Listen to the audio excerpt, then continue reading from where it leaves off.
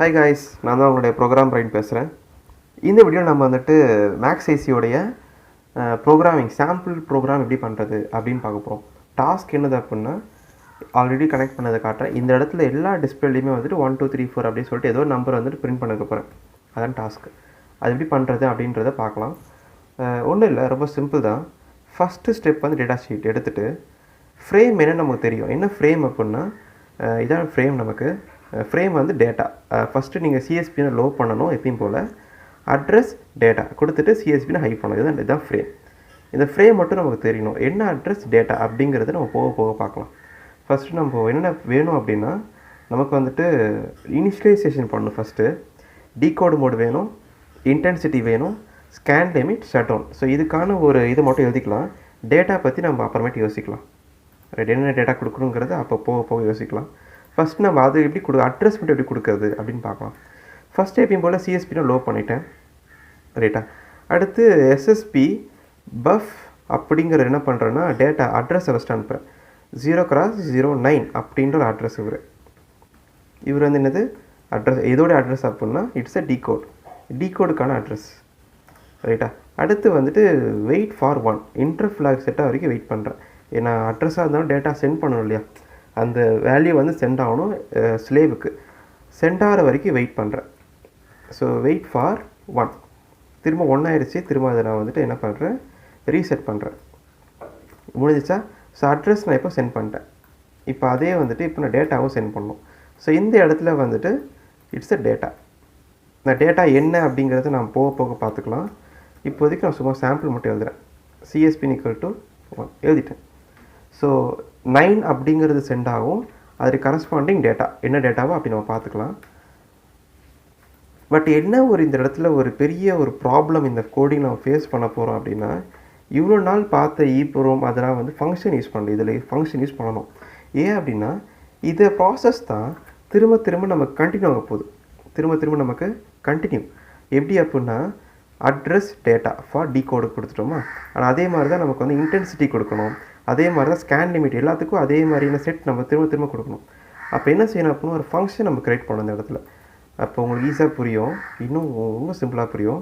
Maths right அப்படின்ற ஒரு function இருக்குது.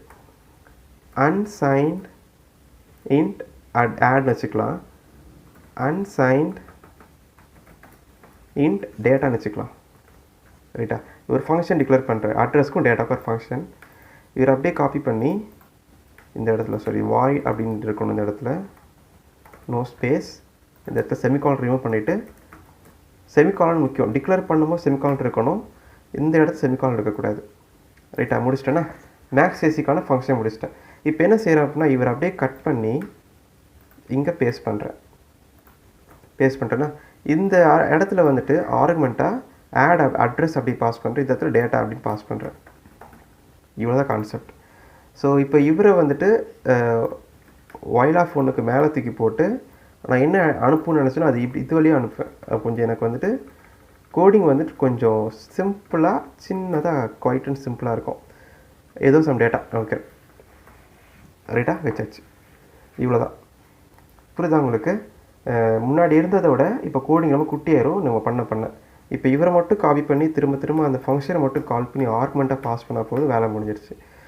நான் டீகோடு மோடுக்குன்னு எப்பயும் போல் நான் செஞ்சுட்டேன். இப்போ அடுத்து என்ன செய்யணும் அப்படின்னா இன்டென்சிட்டிக்கான வேல்யூ என்னது அப்படின்னு நீங்கள் பார்த்தீங்க அப்படின்னா ஏ அப்படின்னு போட்டிருக்கேன். அப்போது ஏ அப்படிங்கிறவர் வந்துட்டு இங்கே நம்ம டைப் பண்ணிக்கணும் ஏ. அடுத்து என்னது ஸ்கேன் லிமிட், அதுக்கு வந்துட்டு பி அப்படின்னு இருக்குது. அவர் வந்துட்டு அடுத்த போட்டுக்கலாம் பி.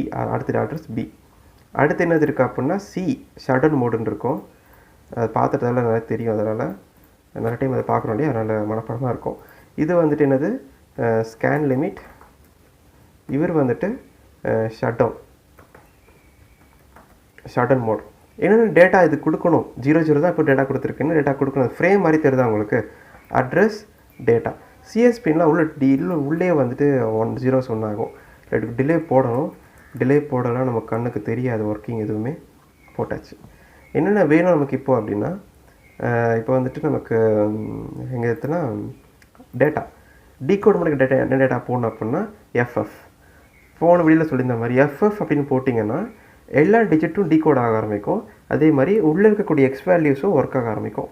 0 to 9 இருக்கக்கூடிய எக்ஸ் வேல்யூஸ் எல்லாம் ஒர்க் ஆக ஆரம்பிக்கும். எனபிள் பண்ணுற மாதிரி நீங்கள் டேட்டா வந்து எஃப்எஃப்னு கொடுக்கணும் டீகோடு மோடுக்கு. ரைட்டா? நான் எஃப்எஃப்னு கொடுக்குறேன். எஃப்எஃப். அடுத்து வந்துட்டு இன்டென்சிட்டி. இன்டென்சிட்டிக்கு என்ன இருக்குது அப்படின்னா ஆக்சுவலாக இங்கே சொல்லியிருப்பாங்க இந்த இடத்துல.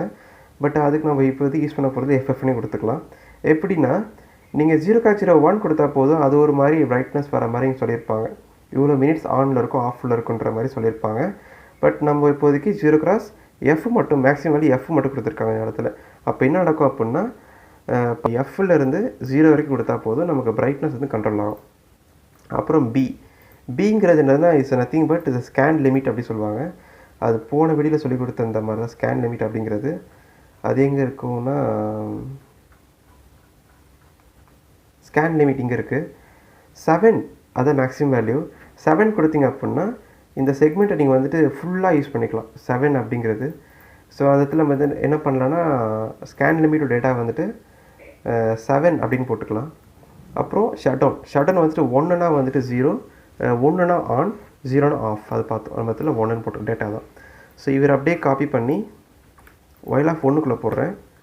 இதில் என்ன பண்ணுறேன் அப்படின்னா ஃபஸ்ட்டு செக்மெண்ட்டில் எனக்கு 8 பிரிண்ட் ஆகணும் அப்படின்னு சொல்லிடுறேன். அப்போ என்ன ஆகுனா 8உடைய எக்ஸ் வேல்யூவை கெட் பண்ணி ஆட்டோமேட்டிக்காக அது பிரிண்ட் ஆகும். ஆட்டோமேட்டிக் பிரிண்ட், அது ஆட்டோ பிரிண்ட்டுன்னு போட்டேன். ஸோ ஃபஸ்ட்டு செக்மெண்ட்டில் 8 அப்படின்னு பிரிண்ட் ஆகிரும் இந்த கோடிங்கில்.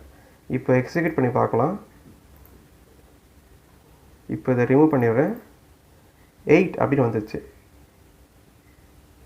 சாரி, இந்த இடத்துல 0 எடுத்துக்கிறோம். அதனால தான் அந்த மாதிரி வருது. எப்படின்னா டிஃபால்ட்டாக எல்லாமே 0 இருக்கும் 7 செக்மெண்ட்டில். அப்படி தான் கண்டுபிடிச்சேன். இப்போ நீங்கள் ரன் பண்ணி பார்த்தீங்கன்னா உங்களுக்கு தெரியுதா உங்களுக்கு எல்லாமே உங்களுக்கு 0 வரணும்.